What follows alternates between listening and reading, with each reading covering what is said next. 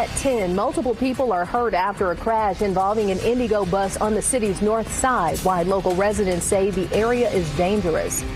The upstart social media site Threads has launched a desktop version. A local marketing expert weighs in on how it's impacting other social media apps. And tomorrow's high temperatures, not the 90s or the 80s, but the 70s. A little bit of a refreshing cool down coming our way. News 8 at 10 starts now. A man is dead after a police shooting in Grant County. It happened on Adams Street in Marion, just east of the public library. Police say 29-year-old Casey Barlow was the suspect in a previous call, and he was holding a gun in his hand when police found him. Officers say they asked multiple times for him to put the gun down, and he complied. Police then say he refused to be handcuffed, and Barlow reached into his pocket.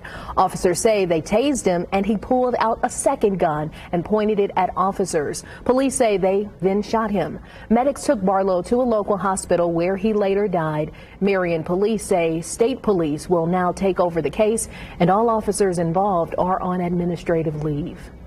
An Indigo bus and two other vehicles crashed on the city's north side this morning. This happened just after 8:30 at East 32nd Street and Central Avenue, just west of Fall Creek. Police say an Indigo bus, a white shuttle van, and a green Cadillac were involved. Medics transported all of the drivers to a local hospital, and they are all stable.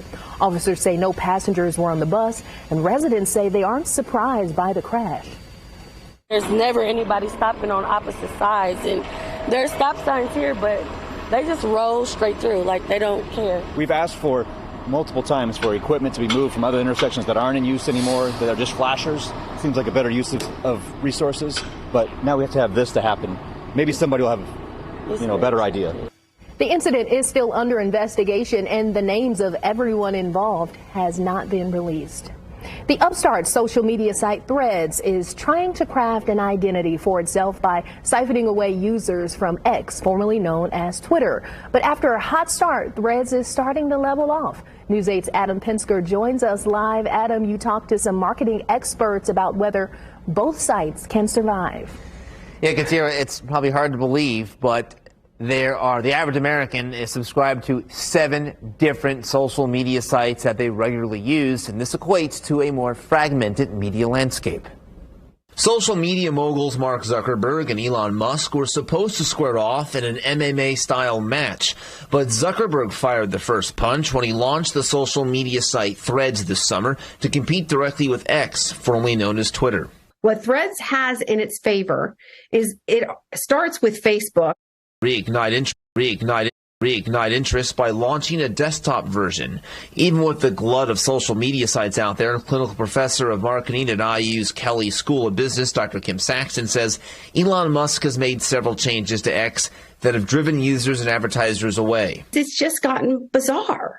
It's just really unpredictable. And there's just been so much drama, and people move away from drama. They don't like it. That drama included charging users of X to pay for verification, a service that was previously free. More recently, Elon dangled the idea of removing the block feature from X. Users will often flee from social media sites they perceive lack content moderation. One of the things that drives engagement is people hearing and seeing things that they're interested in, and maybe not hearing alternative viewpoints or things that make them uncomfortable. And Dr. Saxton with IU Kelley School of Business says Threads doesn't have the hashtag feature other sites have and still lacks the ability for advertisers to communicate with users. Adam Pinsker, WishTV, WishTV.com, and like us on Facebook. First Lady Jill Biden will be in Indianapolis on Wednesday and visit a Central Indiana high school. The office of the First Lady did not say which school she would be visiting. They say she will be arriving in the morning with the U.S. Surgeon General. She is expected to speak about the importance of mental health resources for schools. After her visit, she will fly to Chicago to deliver remarks at a Labor Day reception with the Chicago Federation of Labor. Hundreds of cyclists participated in the IU Health Momentum downtown this weekend. News 8's Camila Fernandez enjoyed the festivities and spoke to a very special MC.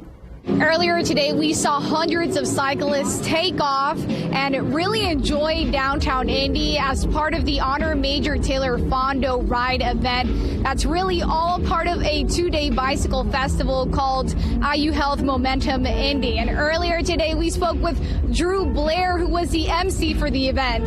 This is a sporting city. We always showcase the best for the world of the events that we can put on, from basketball, football, the Super Bowl, and then, of course, to cycling, to showcase all kinds of sports and hobbies and activity. I love to see people out moving and just living an active lifestyle, and Indianapolis is an awesome place to do that. The festival continued at University Park, where people got the opportunity to enjoy all kinds of delicious food, entertainment, and even fitness activities. Reporting in Indianapolis, Camila Fernandez, Wish TV, wishtv.com, and like us on Facebook. The all-new Bicentennial Unity Plaza hosted the Indy Night Market this evening. The event included plenty of food and music. Organizers say in honor of Black Business Month, they featured multiple Black-owned businesses, restaurants, and food entrepreneurs. The event also included basketball-themed crafts, face painting, and photo booths. Plaza opening weekend will continue tomorrow with a mini basketball clinic for kids to learn basketball starting at 1. So I finally got a chance to go outside, and It started to feel really, really nice. You mentioned those clouds starting to come in. You can even see some of those clouds, even though it's a little dark. Storm Track 8 meteorologist Drew Narstudis joins us with the latest. Yeah, it's looking like a cloudy but dry evening coming our way. There will be some humidity, so we're not completely out of the woods yet, but it'll be better than it was last night, and it'll be even better tomorrow night. So let's take a look at our forecast outside.